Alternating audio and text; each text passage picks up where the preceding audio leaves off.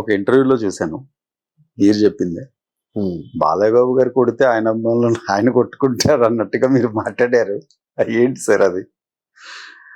ఏం లేదు సార్, అదే ఇప్పుడు బాలయ్య బాబు అభిమానుల్ని కొడతాడు, కొడితే ఆయన ఫ్యాన్స్ ఆయన కొట్టుకుంటాడు, మధ్యలో మీకేంటి అన్నట్టు మాట్లాడారు మీరు.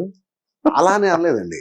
బాలయ్య అభిమానులు కొట్టుకుంటే ఆయన కొట్టుకుంటాడని నేను అనుకుంటాను, అలా అనలేదు. అది కాదు అంది. ఆయన చెప్పిన మాట ఏమిటంటే,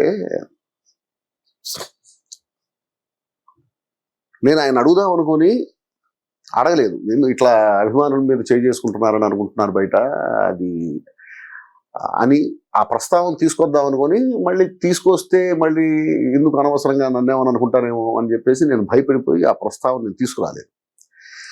ఆయనే ఒకరోజు తీసుకొచ్చి ఆయన అన్న మాట ఏంటో తెలుసా మీకు?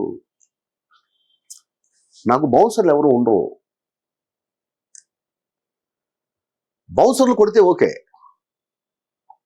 వాళ్ళు వచ్చి మీద పడుతుంటే బౌన్సర్లు కొట్టేస్తుంటారు కదా వాళ్ళని, అంటే నా అభిమానుల్ని కొట్టడానికి నేను డబ్బులు ఇచ్చి మనుషుల్ని పెట్టుకోవాలా అని అడిగాడు ఆయన.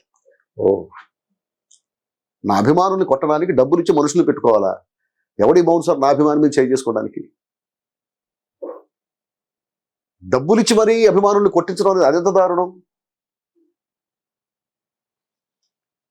నాకు గూస్ బంప్స్ వచ్చినాయి ఆ మాట అన్నప్పుడు. ఎవరు చూడని యాంగిల్ అది. అంతేగా. సో వాళ్ళ నుంచి నా మీద పడుతున్నారు, నా మీద పడుతున్నప్పుడు ఒకవేళ నాకు ఏదైనా కోపం వస్తే నేను తోస్తాను, వాళ్ళకి ఏదైనా కోపం వస్తే వాళ్ళు నా మీదకి వస్తారు. ఈ మధ్యలో వీళ్ళెవరి బౌన్సర్స్ అనేవాళ్ళు, వాళ్ళని ఎందుకు పెట్టుకుంటున్నారు? వీళ్ళందరూ ఫ్యాన్స్ని కొట్టడానికి కాదా?